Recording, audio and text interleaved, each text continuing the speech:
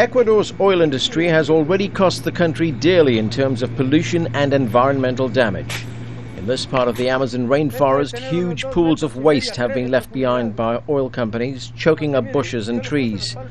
Local residents say the government promised to clean up the area, but has only done the bare minimum, simply camouflaging the damage. This is an example of what took place when Texaco was here, and we don't think the government's oil policy will be any different now. Oil has not benefited us.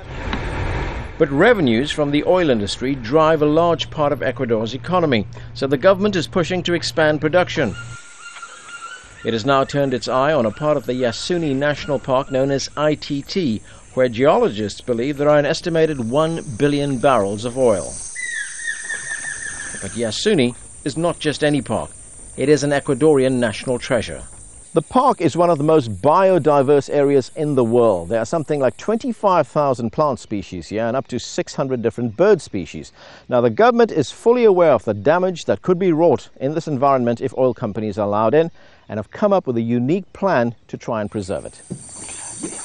Under the proposal, the government says it will shelve plans to develop oil fields in the Yasuni if the international community will donate $3.6 billion over the next 12 years. That figure represents half the value of the oil beneath Yasuni at crude prices 2 years ago. The government will add in a further $3.6 billion, and the total sum will be used for development, including reforestation and aid for indigenous people. Several countries have signed on to the deal, but so far only a fraction of the target has been met.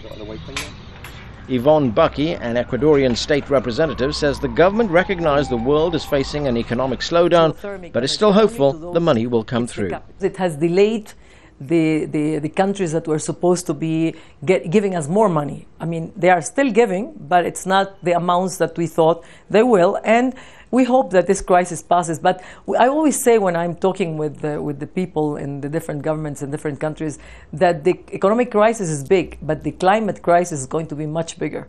And the costs are going to be by far more.